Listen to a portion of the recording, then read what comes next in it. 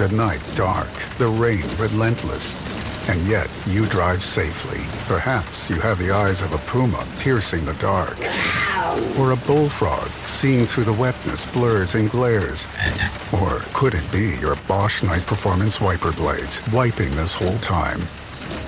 So adapted to the dangers of driving on stormy nights, it's almost as if you are too. Night vision has evolved. Bosch Night Performance wiper blades. Every team, every topic, everywhere. This is Believe. FunBelt Podcast. FunBelt Podcast. FunBelt Podcast. FunBelt Podcast. It's just a great conference that is at a point right now where they're, I think, clearly the best group of five conference in the country. The state of Sunbelt football is the strongest in our history. And we got to continue to showcase what our league is about.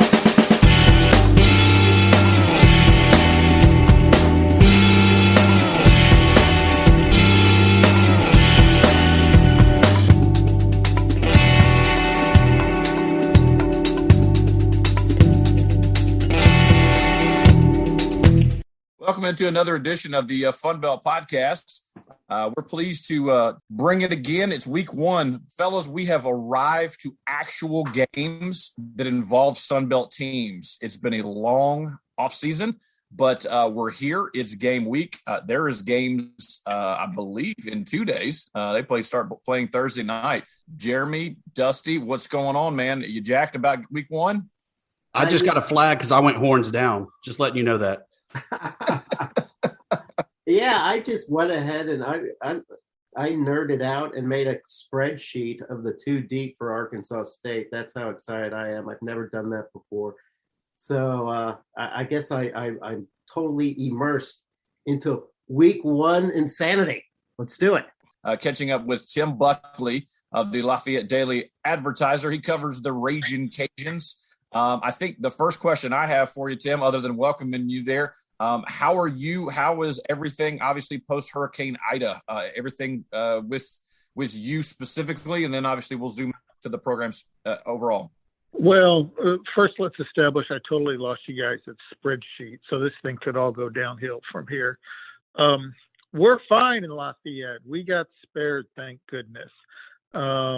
We were in the cone. We were on the western edge of the cone, and obviously it took a little jog toward the east and Port New Orleans and down in the bayou. But absolutely everything's fine here. I've talked to a number of people in Baton Rouge, and they all still have no electricity over there, but that kind of seemed to be the line of demarcation. Now, as far as the program goes, it did cost them a full day of prep work on Sunday. They didn't schedule anything at all on Sunday, and then Billy Napier, when he had his presser on Monday, he said there was a number of players and a lot, especially of staff members, not just coaches necessarily, but the staffers, a lot of the student staffers and things like that, who either evacuated or went back to family elsewhere in the state, and so they were going to try and get back on track last night. He wasn't sure if everybody would be there or not. He expected everybody to be here by today. Oddly enough, after 2 days of basically beautiful weather, I hate to say it, the storm rolled in late in the afternoon and they got pushed into their indoor facility for practice by the Thunder and Lightning. But it basically cost them a day. What a time to have that day lost, though, as you get ready to go. It's crazy to say it. The nationally ranked Cajuns going to the nationally ranked Longhorns to kick off the season. What's been the feeling coming into this game? I mean, do the Cajuns legit feel like they are a top 25 team and ready to compete and show the world that they are? You know, on one hand, it's funny. On one hand, they're trying to paint themselves as an underdog, which they were able to do when they went and they beat Iowa State up in Ames to open last season. But when you have, 23 in front of your name, how much of an underdog are you really? Especially when it's 23-19, that would seem to be evenly matched. But then on the other hand, there's been talk around here. I mean, obviously it's not coming, from Billy Napier's mouth to your ears, but some of the players have talked about, possibilities of running the table and things like that. So they may be one of the more confident teams in college football underdog history going into this one. What do you feel is the successful point of this season, and what point do you look at the season as maybe a disappointment? And by that, I mean, obviously, if you can run the table at 12-0, it's fantastic. But is a 7-5 because of injuries, COVID, or whatever else, is that seen as a big disappointment, or what's kind of that threshold? You might throw out 11-1 there, as crazy as that might sound, but I think the real threshold might be finally kind of breaking through and taking that next step of not just winning the Sun Belt West, but of actually winning the championship game. Obviously, they lost back-to-back years at Appalachian State, and then they feel like they let one get away on them last season when Coastal Carolina beat them at home at Cajun Field during the regular season, and then they didn't get the rematch in the championship game.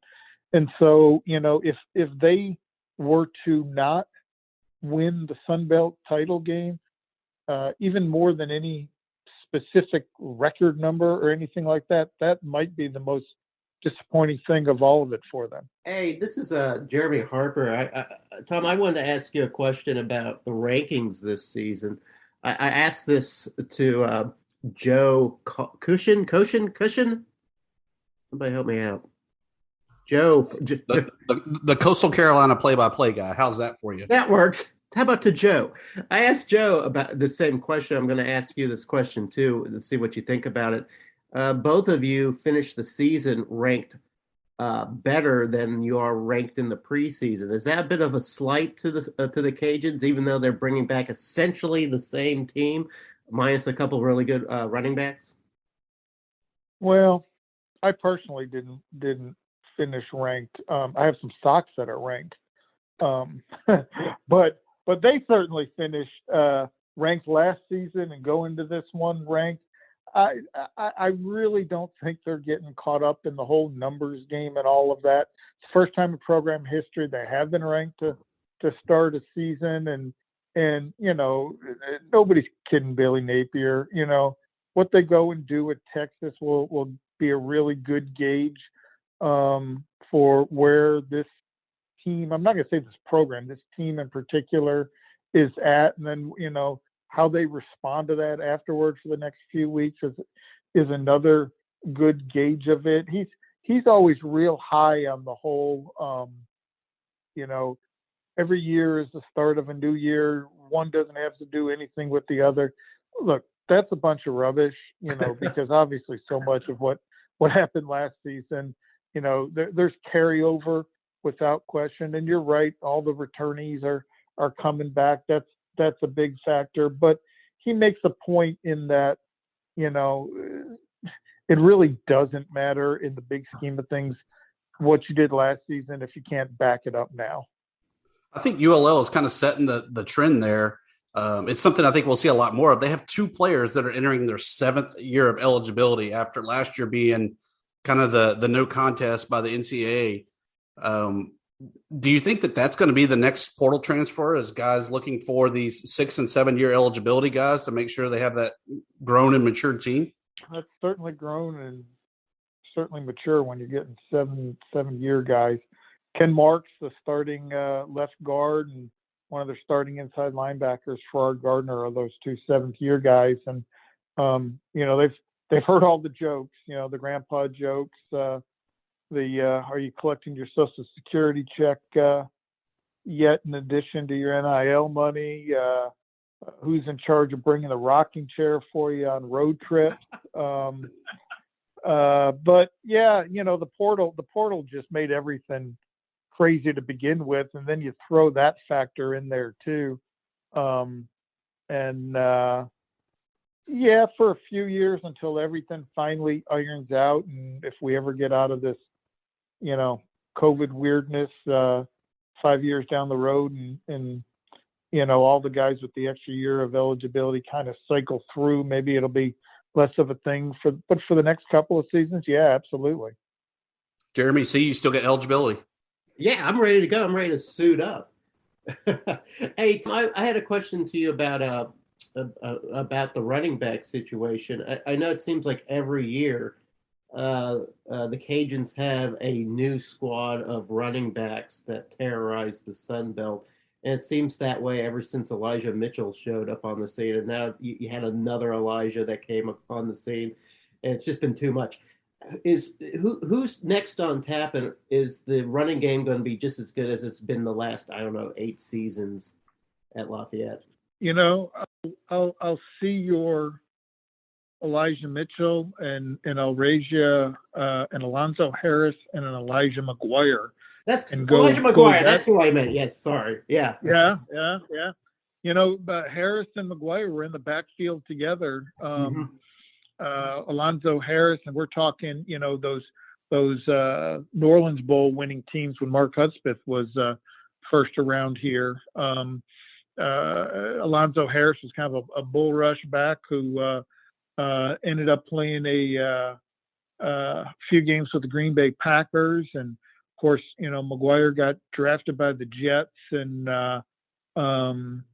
played a few seasons with them, won a Super Bowl ring as a practice squad player with the Chiefs, bounced around a little bit, and I guess it was just earlier this week got waived by the Chiefs, and then it kind of just cycled through. Then, like you said, Elijah Mitchell. Actually, even before Elijah Mitchell, let's not forget Raymond Calais, the speedster, kickoff return guy, who was the number 3 running back behind Elijah Mitchell and Trey Regis. He gets drafted by Tampa Bay, gets released by them last season after the weird preseason, and gets picked up by the Rams. He's returning kicks in the playoffs for the Rams last season, and was on path to make that roster until he ended up having a season-ending foot injury during this preseason. And then you got Mitchell, and you got Regis, and it rolls through. So now Chris Smith, who is now their speedster, their return guy, who brought 2 back for touchdowns last season, one at Iowa State in the upset win, and one at UAB. He steps into the number 1 role, and I think they've got some legit behind him. You're going to hear probably the name T.J. Wisham a lot. He's a kid out of the Baton Rouge area that began his career at Army, and then came back home to Louisiana and transferred, joined the Cajuns as a walk-on. He was basically a special teams player, had almost a career-ending wrist injury last year, but he's worked himself apparently into the rotation this year. And then Amani Bailey, who is a freshman out of Texas, who saw a little bit of mop-up time last season, apparently has worked his way into the rotation behind Smith this season as well. And Napier said on Monday, he mentioned, I asked him about, which true freshman might you see play at Texas, and he threw out 2 of the running backs, Montrell Johnson Jr. out of De La Salle in New Orleans, and Terrence Williams from Manny state championship team. And they seem to be really high on those 2. So yeah, they're keeping that going. Speaking of players to watch out for, Louisiana Lafayette has another great quarterback there, and Levi Lewis needs just 10 passing TDs, which I think he'll more than surpass, to pass probably the all-time great there, Ragin Cajun of Jake Delhomme. How good is Levi Lewis, seeing him day in and day out? He has gotten progressively better. I mean, I remember seeing him as a true freshman when he basically kind of talked his way into the starting job when Hudspeth was kind of in trouble with his coaching job, and he ended up taking the red shirt off of Levi Lewis real late in that 2017 season. in part to maybe try to salvage the job. And Lewis ended up playing like in only 4 games that year, but he burned the red shirt because that was still in effect at that point. Ended up getting it back because of COVID. But from that point to this point, he's just by leaps and bounds made progress. He's a way more confident quarterback. He's developed into a real leader. He's still got to prove that they can connect on the deep ball. I think you're going to see him. He's kind of figured out, not to force things and how to handle pocket pressure and all of that. So I think you're going to see him kind of relying on his wheels a little bit more, especially with Mitchell and Regis no longer in the backfield. He's a good one. He's on the Senior Bowl watch list. Jim Nagy, who runs the Senior Bowl, former NFL scout, just loves him. You don't necessarily, he's kind of slight of build, not super tall, so you don't necessarily look at him by any stretch and say prototypical NFL quarterback. But don't be surprised if you see him in a camp around this time next year. With that said, and this was absolutely mind-blowing when I was preparing for the show tonight, the Cajuns did not lead in any offensive statistical category last year. And yet, if you would have asked me without doing the research, I would have said they just dominated front to back, left to right, everything else. How was last year's team so successful then? That is amazing because of the running backs that they had to rely on. And look, Billy Napier is all about balance, but the fact of the matter is they struggled with some of their receivers last season dealing with injuries. They lost a good one early, and Jamal Bell, and then Jalen Williams and Peter LeBlanc were kind of in and out of the lineup. And they ended up playing 3 true freshmen, probably way more than certainly way more than they had planned on, probably more than they would have liked. I don't think they necessarily thought that all 3 of them were totally ready for – they're certainly talented, but they weren't necessarily ready for, like the precision kind of stuff and the discipline that it takes to play in a Billy Napier offense, the cutting and the steps and the timing and all of that. They had to kind of work their way into it.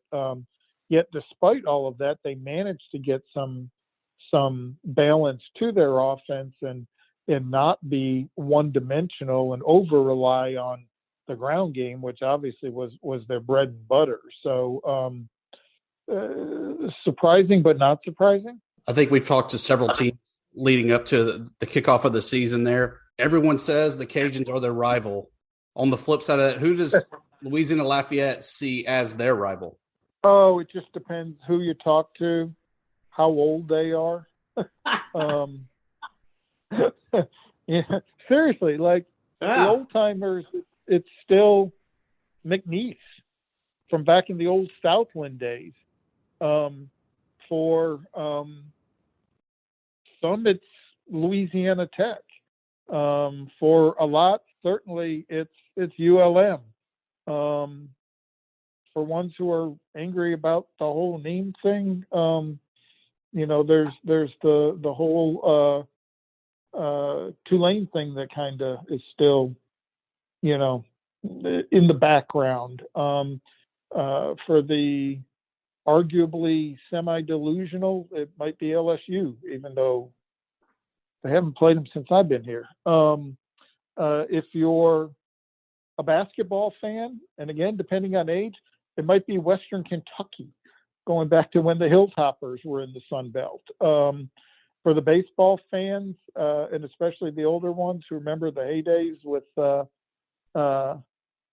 some of the old teams that used to brawl, it was South Alabama.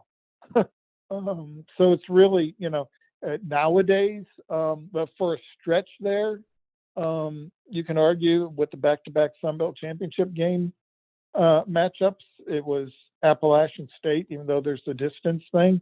And now there's the whole, craziness of what happened with the championship game getting canceled last season. And there's some who might make the case that it's Coastal Carolina. So, just throw a dart and whatever you hit, that's who it is. So Well- everyone hates the Cajuns, and the Cajuns hate everyone. Did I say that right? The Cajuns are equal opportunity haters. Yeah, Tim, I'll No, let you I didn't know. say that. I didn't say that. I think you said that. Which one of you guys said that? Whose voice was that? That was Dusty. He said that. Okay. All right, we'll put it on here. But Arkansas He's a State ULM man anyway. yeah. Arkansas State fans aren't wild about you either, so you could just go ahead and have your pick of the litter. Oh, yeah. I forgot all about them. Oh, heaven forbid. Man, there was an ugly game with Arkansas State that Yeah, Georgia State Cajuns would jump in scored. there with the basketball rivalry too, with Alfred Payton's dad and Sean Long as well. There's enough See, rage the- to go around. The list goes on and on. So we're looking at the Sun Belt West this season, and Louisiana is on top of the game, of course. With the ranking and with coming back as the divisional champ and having so many great players come back. Who do you see making some noise that might be able to challenge the Cajuns this year? Oh, yeah, I think this whole thing's headed for what should have been the matchup in the championship last season, which is the Cajuns in Coastal Carolina. I don't think Arkansas State in the West is necessarily in position to do that yet. And there's always App. You got to give them, their respect. But with Coastal having McCall coming back at quarterback and them basically returning their entire offense except the real good running back, Marable, that they lost, they're kind of in the same boat as the Cajuns. It's a ton of returnees from a really talented team, and it's up to everybody else to come and get them.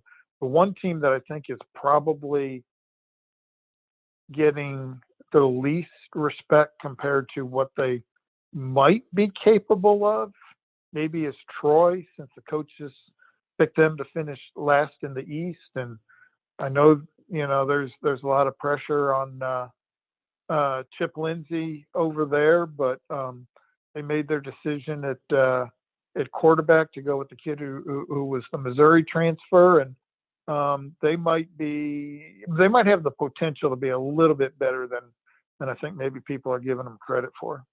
Tim, before we let you go, I had a question regarding the Week 1 game. It's a big game. The commissioner himself said he's going to be at the game, Keith Gill, so it's an important game for him too. I think if I'm in position to watch the game, I'll be tailgating at some point.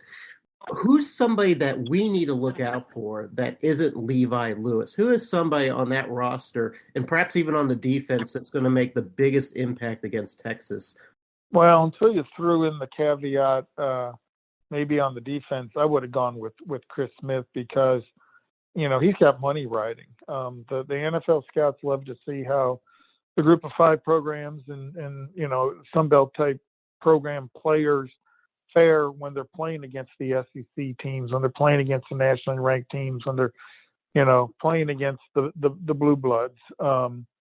And so there's going to be a lot of eyeballs on Chris Smith, and he's somebody who's certainly capable. So, depending on how they game plan for him, he's somebody who could be a real difference maker. But if you flip it over onto the defensive side, keep an eye on in the middle on Talon Humphrey. Depending on what day of the week it is, what he had for lunch, he's in the 320, 330 range. Takes up a lot of space on the interior of that defensive line.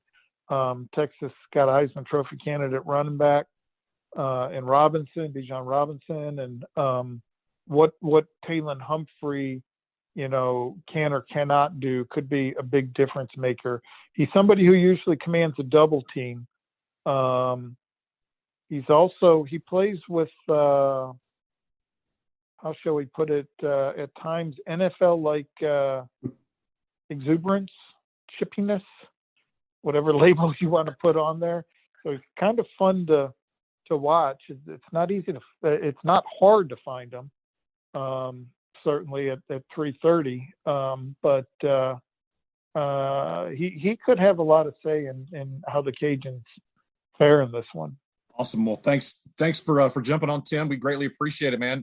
Got any fun stuff we should encourage the fans to take a look at in the coming days, or is it just obviously game previews and coverage? About Levi Lewis, we got a couple pieces coming online on Levi Lewis. Blake Topmeyer, who is an SEC writer up in Knoxville, came down and interviewed Napier and interviewed Levi, and he's got a piece on him, and I got a piece on him coming out later in the week as well, because so much is going to be on his arm and his legs. So he's a hot topic around here, that's for sure. Greatly appreciate the time, sir. Thanks for jumping on the FunBelt Podcast, and thanks, Tim. We'll look forward to your work this week. And all right, guys, take care. Enjoy it. Cajuns will be headed to Austin for that kickoff. It's great to actually see a lot of Sunbelt games on the schedule for this week. As you had mentioned earlier, we get kicked off on Thursday. Citadel goes to Coastal Carolina, old SoCon matchup. I still think Coastal rolls in that one. What do y'all say on that one? You know, Citadel has a little bit of history in the state of Arkansas. They upset Arkansas in Little Rock on the opening. I think it was the opening game a couple decades ago in the 80s. Cost the head coach a job. So the Citadel isn't adverse to ruining somebody's day. But yeah, Coastal rolls in this one. Yeah, I agree. I don't think you're going to see a Georgia Tech type situation. Jamie Chadwell knows obviously that triple option offense that Citadel runs. Very solid defense for sure. And I think it gets ugly quick. Moving on, just 30 minutes after that one, in the neutral side of Charlotte, you got Eastern Carolina. I think they're actually the home team, with App State going to Eastern Carolina there in Charlotte.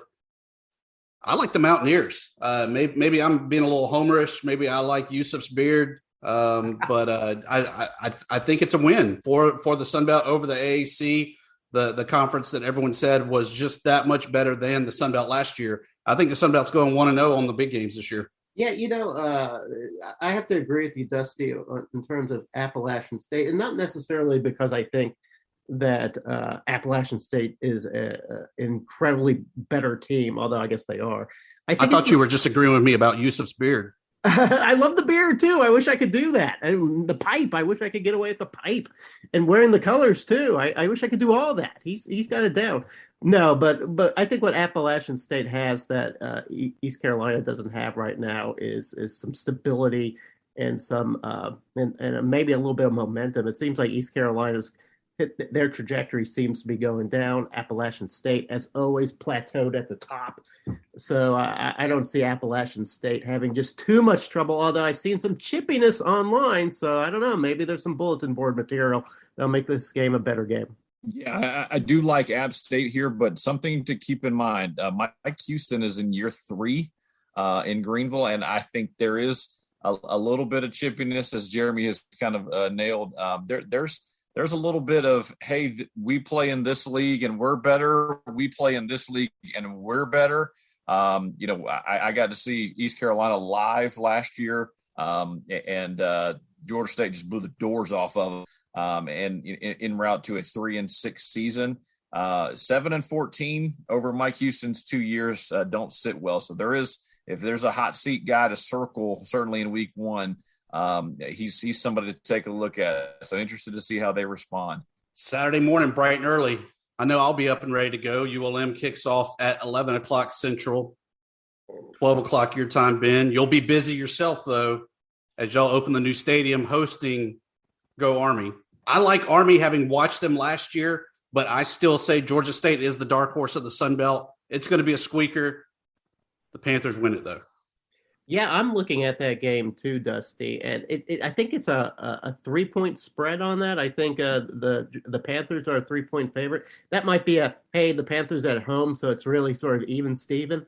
And I'm always a little surprised to see that Army always seems to get a lot of great press, no matter where they're coming from or what kind of season they had the year before or who they've lost.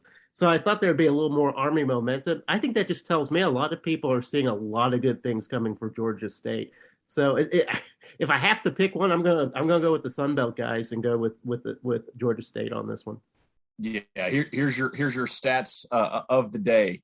So I was talking to head coach Sean Elliott and his media availability. Army has to replace 4 of 5 seniors on the offensive line, 2 of 3 on the defensive line. They run a 3-4. Nate Woody, who is the defensive coordinator, is the mentor of Georgia State defensive coordinator Nate Fuqua. So it is student versus teacher on Saturday. And there'll be a lot going on. We know certainly Army runs the triple option. I like the Panthers here, and I'm going to say this by double digits. I think there is a propensity for mistakes with a young offensive line. Army has yet to name a quarterback, and as we know, Army basically doesn't have super seniors. It's not a thing at the military academy. They are first lieutenants or second lieutenants. So there's a lot of youth on that Army team coming a long way there from upper New York. So going to be early call, which they'll be used to certainly at the military academy. But I do like the Panthers by double digits. Why do I have flashbacks of watching Full Metal Jacket and the Rise and Shine, the guy with the trash can, rattling it around? Maybe that's how they get up there when they're in Atlanta. That might be how they get up. That might be how they have to get up. Who knows? Exactly. Do we want to talk about ULM in Kentucky, Dusty? Come on. So officially, the Warhawks did name Rhett Rodriguez as their starting quarterback. Yeah. And they are going to go to Kentucky to kick off on the Sunbelt Network. That would be fantastic. Do we have a network now? Oh my God! Sunbelt Network. It. Breaking news. SEC Network. Oh, okay. They're so powerful. You know what? Share the wealth. It's the SEC / That's not the same thing. Those checks are a little bit bigger. Yeah. You know what? We play so many SEC programs. We might as well be. It might as well be the Sunbelt Network. Exactly. But the Warhawks are going to Kentucky. I think it'll be a good first quarter, maybe first half, while they kind of feel each other out like a good boxing match. But yeah, I mean, Kentucky's picked second in the SEC East. It's not going to be a fair fight. I just hope that the Warhawks can come out healthy and can actually learn a little bit about themselves to go into next week as a bye week and then into the rest of the season. Because I think they just need some live, real reps in order to kind of know what they're even going to be like this year.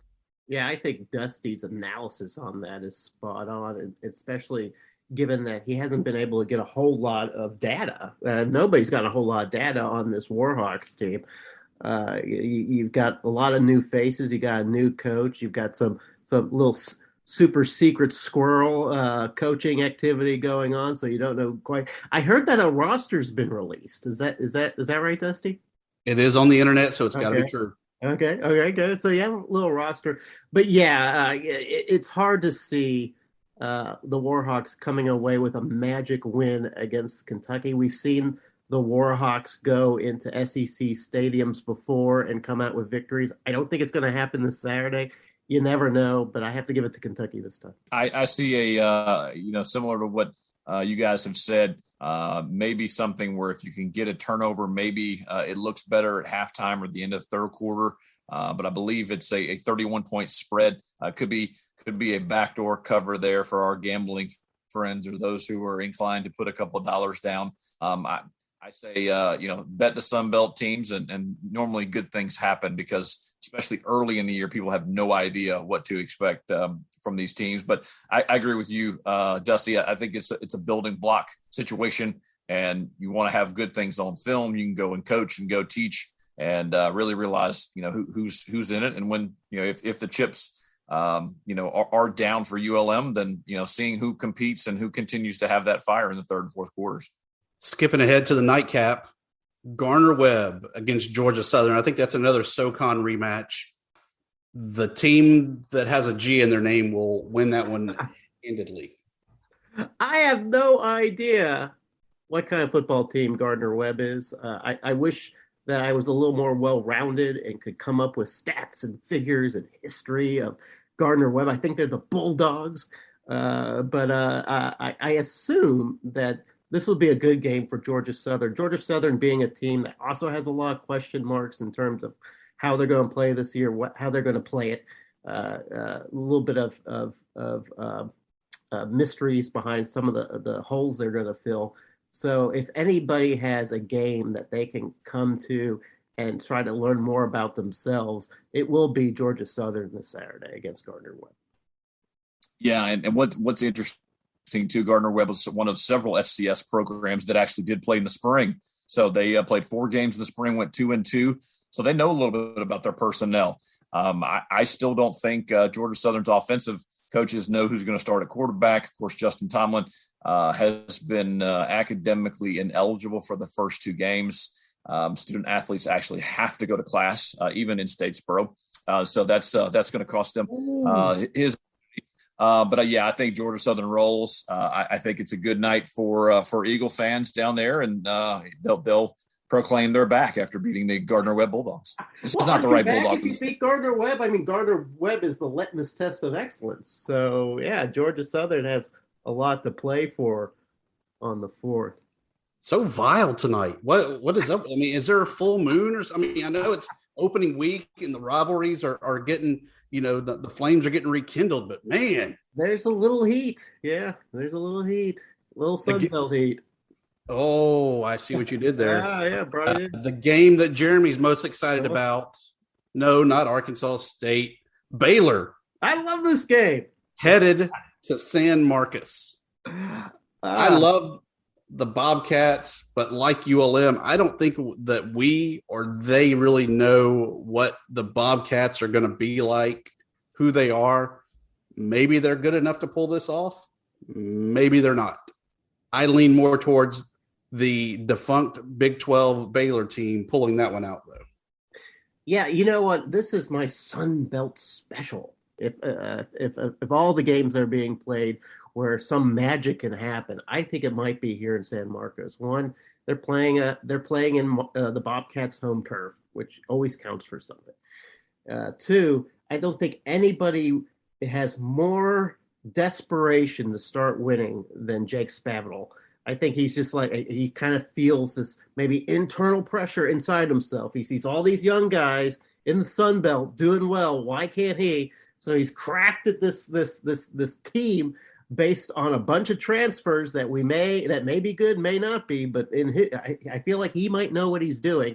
And then you look at Baylor, who's kind of reeling in this Big 12 conference that now has been reduced to the Big 8. They're begging for ACC teams to come aboard. They're begging for like a Boise or a BYU to come aboard. I don't know why any of those teams would want to come aboard. Somebody said money. I just kind of rolled my eyes a little bit. I mean, money's going to come whether the Big 12 calls or not. So you know what? I'm going Texas State. You guys can't talk me out of it. Upset special from Jeremy. I think it's going to be a close game. I really do. I think it's an enormous opportunity, as Jeremy mentioned. In-state matters. Certainly in the great state of Texas, you have a lot of guys on that roster. You mentioned the recruiting class there in 2021, but there's a lot of guys and a lot of proud guys on that roster that probably felt like, hey, I should have probably got a look from Baylor or other Big 12 teams within the state. That provides a little bit more edge and a little bit more motivation. We know the fan base will be ready to rock and roll in the state of Texas, and I think it's Baylor, and I think it's closer than the experts predict. I think it's a tryout for Baylor to join the Sun Belt. I don't know if we accept them. Will they meet the criteria we're looking for? We'll just have to see. I know their new stadium is absolute badass. Just driving from the outside, so I mean, they got my vote on that. Well, we got Keith Gill personally overseeing that game. So he might walk down to the sidelines at some point and say, I know you're losing to Texas State right now, pal, but perhaps you'd like to join us in the conference and maybe regain your excellence. Moving on to Jeremy's turf there. The good old Sugar Bears of Central Arkansas travel to Arkansas State. I love the Sugar Bears just because I love the nickname of them. I love the purple turf, but Arkansas State wins it hands down. I wrote a preview about it, and I kind of came to that same conclusion, but I've come to that conclusion before. In fact, the most recent I came to that conclusion was 2016 when the Bears beat the Red Wolves at Jonesboro, and a lot of us are still damaged from that. In fact, Coach Blake Anderson never really recovered after that loss. In fact, after the rematch in 2020, which he ended up beating the Bears like 50-27, he said that was very satisfying because he had so many fans and so many people in the administration just give him grief and guff over it. So I don't know if Butch Jones probably isn't going to make the same mistake and go easy on the Bears and try to make it a friendly competition and wind up on the losing end. I really do think that he's going to try to put as the pedal as close to the metal as he can to make sure that the Butchboro era begins with a win. Did you say that he said it was very good to beat them? Yeah. You bet I did. No, I didn't say that, but I wish I had. That would have been great. Man, you missed an opportunity there, Jeremy. You were right on the cusp of we were just like, hey, Ben, you remember when we had that other guy on the podcast? He kept missing those softball opportunities.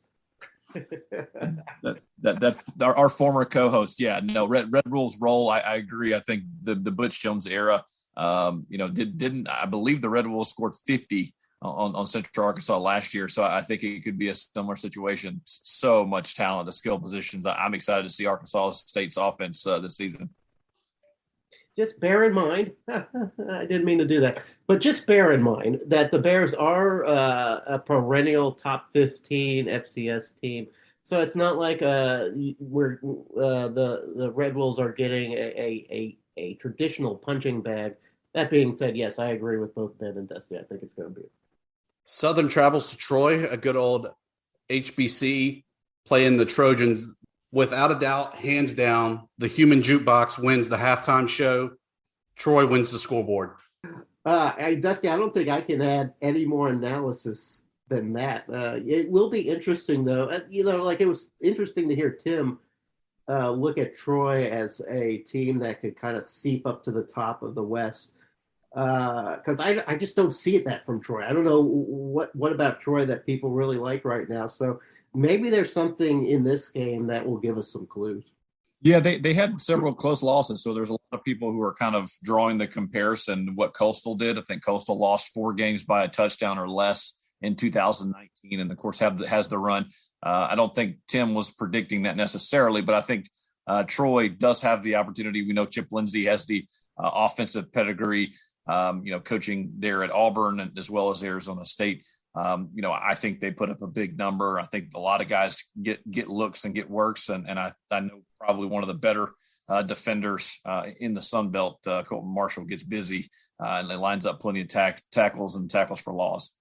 Our other staff pick'em game of the week: Southern Miss, South Alabama. It's a South battle. I like this matchup. I've always liked it when UAB and South Alabama get together with Sun Belt teams. I still feel that they should be joining the conference. I like the Jags, though. Maybe I'm a little homerish. They are opening Whitney Bank Stadium to kick off this game, and I think they're going to be 1-0 in that stadium, officially. Brand new stadium, brand new coach. They've got sort of a brand new attitude up there over there in Mobile, Alabama. I feel like it would be a tragedy, a Sun Belt tragedy, if they were to somehow open the season with a loss against Southern Miss. Oh, yeah, I'm not on my game. But Southern Miss is always a good team, and they always play tough, and I know they play South Alabama tough. So whether or not the stats or the matchups match up to a good game, it's going to be a good game. It's not going to be a blowout either way. But I think you're right, Dusty. I think there's just too much on the line for South Alabama to lose this game. Yeah, South Alabama, you mentioned the familiarity. 2 schools separated by 90 miles. There's a lot of mutual recruiting battles between the Golden Eagles and the Jaguars. A brand new staff, certainly down there in Mobile. Kane Womack coming back. You have a very experienced quarterback in Jake Bentley. Womack's a defensive guy, so you expect it to be low scoring. And as of right now, South is only a 1-point favorite in a home matchup. So this is a coin flip game in a major way. I do like South Alabama by field goal. I think protecting the home turf there, and certainly will have many, many, many more fans there to open up their shiny new building as opposed to 2020. I hate 1 point games. I stay away from them. I'd rather have a pick 'em than a 1 point spread. The primetime game, guys. The primetime game. 3:30 Fox. ULM's own Tim Brando on the call. The Cajuns against the Longhorns. I'm torn. I really am. And this is not the ULM in me coming out. This is a looking Can it be partly, matchup. though? Can it partly be the ULM coming out? I mean, when Buckley had his parting shot bringing up the past, I mean, who lives in the past? We are present. We are focused on the future. I love this. Okay, great. Okay. Based on that, you know what? I'm going Horns. Yes. Okay. You know what? Here I hate Texas, and not because I have some sort of rivalry with them. I hate it because every year there's some sort of Texas nation that elevates them up to a degree of good that they just have not earned, that they don't deserve. And I feel like they're there again. And you got the Cajuns who worked hard all the year last season to build this resume, and they still have to be put on the same placed on the same page as the Longhorns. So that bugs me a little bit. So I'm rooting for the Cajuns, not because necessarily we consider them a rival. I know that Tim didn't consider us a rival, but we do. And if they got beat by Texas, I don't think there would be many people that would cry in Jonesboro. But I would like to see it happen. And after watching the Cajuns work against Iowa State last year, I really have no reason to believe that they can't beat Texas this year. I'm going to say Louisiana picks it up in a close one. Yeah, I'd love to see the upset happen as well, just to completely alleviate all of the Texas is back fodder we would hear after the one-game sample size of Steve Sarkisian. There's certain programs that, as you mentioned, Jeremy, that just get way too much hype, and Texas certainly is one of those. They have more resources than arguably any other, program in the nation. I like the Texas very, very close. It's going to be tight in Austin, and Matthew McConaughey will not be thrilled. I forgot about the Matthew McConaughey factor. I might have to reassess. All right. More importantly, the most important game of opening week, Idaho. They play Bishop Sycamore. No, come on. No. Come on, who do they really get? They actually play, as best I can tell, they're a Canadian FCS equivalent.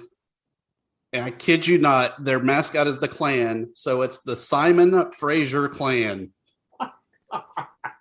What is going on up in Idaho? I couldn't tell you. I don't even want to give a pick on that. Part of me just wants to say, you know what, Simon Fraser, he's going to fight a good fight. Well, I feel sorry for Simon Fraser having to go against the lesser Petrino, but I hope that everybody comes away with all their limbs intact. I saw that also former Sunbelt New Mexico State was in action for week 0, and they didn't look so good. Did not look good at all. No. So maybe we did ourselves a grand service by cutting them off and just going, you guys need to go your own way. We're gonna ride this rocket ship straight to college superstardom, and you're gonna be left behind. Or the bottom, whatever comes first. That's right. I know there's the Alabama-Miami game. I took Bama with the plus 19. I think that Bama is not going to be the Bama of years past, but I think they will be this week against Miami.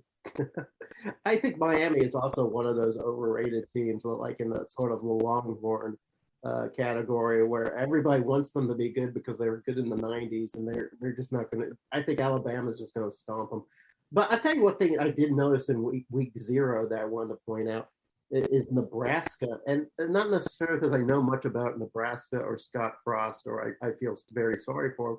What I felt sorry for Nebraska is that when you're a team that has kind of the high-profile game in week 0, That's all they talk about. I mean, all we've talked about on college football radio shows is Scott Frost and how he's on the hot seat now, and how Nebraska's terrible, and I thought, oh my God, if this had happened in week 1, it would just be one minor storyline and a host of storylines, but became the only storyline. So maybe the lesson here is don't play week 0, or play Simon Fraser, or play Simon Fraser. Yeah, Frost, I believe, is owed $20 million if he's fired this offseason. The Cornhuskers can't be thrilled with their former quarterback at all. But I agree with you. Alabama, Miami here in town, here in Atlanta, is going to be great to watch. I know the locals here around these parts as well, Georgia, Clemson. I think that certainly dictates at least one addition to the college football playoff. I think the winner of that certainly has as much of a clear path to that one of those Final Four spots gets dictated, in that game. But, I think there's a whole lot of matchups too. I mean, you look at, what Iowa, Wisconsin is another one in the Big Ten that is interesting. Those two teams are traditionally pretty good and kind of right under that line for the college football playoff. I think it's just fun to just quite honestly, from noon on to probably midnight or more, you're going to have college football on TV. And for that, we are all grateful. What are you guys doing September 4th? Do you guys have plans? I mean, what's the plan? I will roll out of bed around 10 o'clock in time to see the Corso picks. I assume it's going to be the Bama-Miami game that he's picking. I fully expect Big Al to be the choice. Then quickly flipping over to the SEC network and probably split screening with the Georgia State Army game, and then ready to watch the Horns roll after that. So you're going to be on the couch. It's going to be like maybe some beverages, maybe chips, maybe more than one screen, maybe ESPN 3 open somewhere, maybe your TV open somewhere, maybe your laptop open somewhere. And if we had sponsors, it would be the specific beverages and specific chips. Oh, it'd be O'Doul's, right? Cold, refreshing, keep your edge. No, not in the least bit. No, well, if they were sponsors, yes, I would be. Okay, of course. All right. Well, I'm working on them, Dusty. Yeah. So I've got a couple of coals in that fire. So we'll see. How about you, Ben? Are you going? I guess you'll be at the game, right? Yep, we'll be in the building covering it live, Center Park Stadium there. And to give you a little rundown, too, I did have a little bit of an insider. College Game Day was on the campus of Georgia State University this Saturday.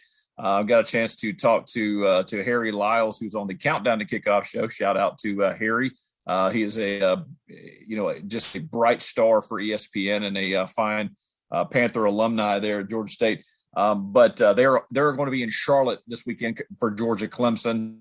That'll probably be your headgear there, either the hairy dog or the Clemson Tiger there. But I'll typically get down, to the stadium about 9:30 in that neighborhood, and get down there. And I'm kind of one of those weirdos on actual game day itself. I tend to bounce around the stadium. I don't really sit in a seat. I'm fortunate to have a wonderful intern who will be, live tweeting the game and giving you all the details and things like that. But it is a big recruiting weekend as well for Georgia State, having, folks on campus now that it will be September.